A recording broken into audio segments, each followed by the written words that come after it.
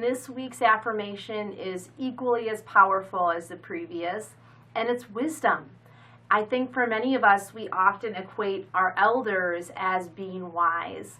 And if we think about why we think that they're wise, it's often because they've experienced life, because they've been there. They've lived through many different things. Lived through the highs and lows of whatever has made up the past years.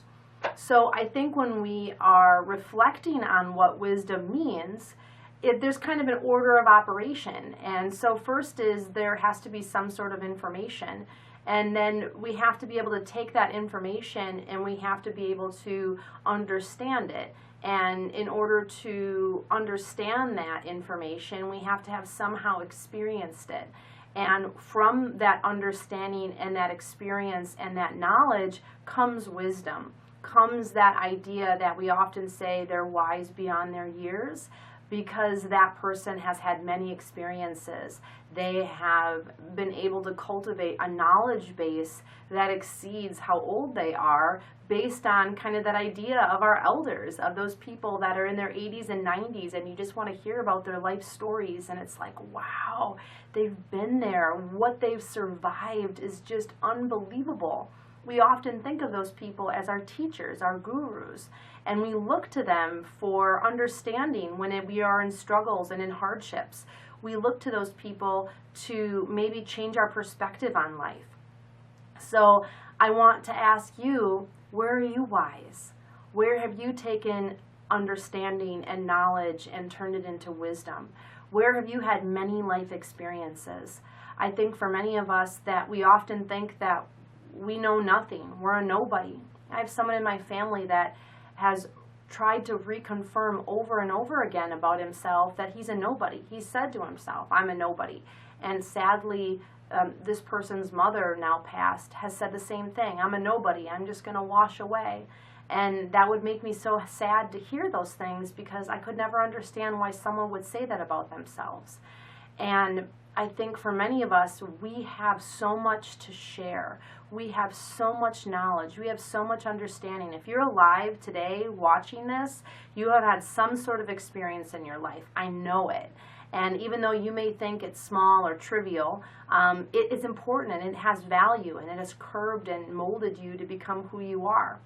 And I also want to encourage you this week to maybe try to shy away from constantly flocking and put so much of your attention onto things in social media and just the media in general, because I think that can often devalue what we feel we know and where we feel we could offer something and even be a teacher, because so many people are posting their things out there, and a lot of times it's only half the story.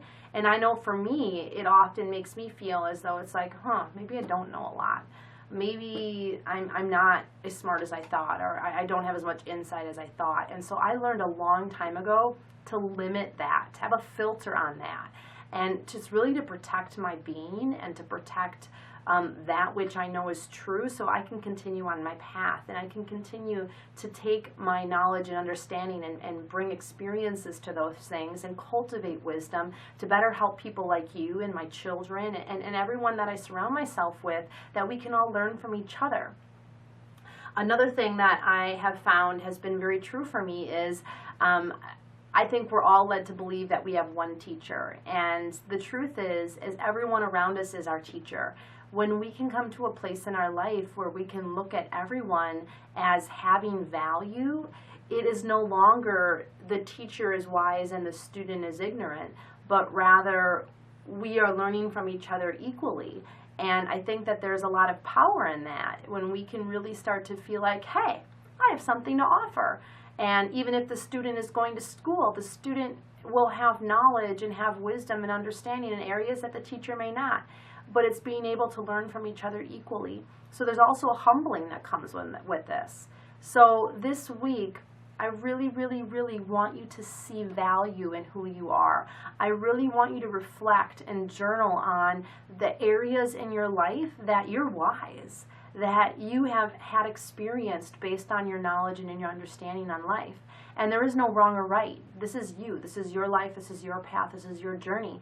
And then maybe list those areas so you can go back to those when you're kind of having a bum day, or when you're feeling as though, maybe I'm not as good as I thought I was, because you're amazing and you have a lot to offer. I know you do. And I believe in you and I support you. And I want you to do the same for yourself. All right. So now the real work begins. You get to the mat every single day, you're journaling every single day, and if you need to, like I said, watch this affirmation video every single morning to start your day off right. All right, until I see you soon, from my heart to yours, from my soul to yours, humbly and with gratitude. Namaste.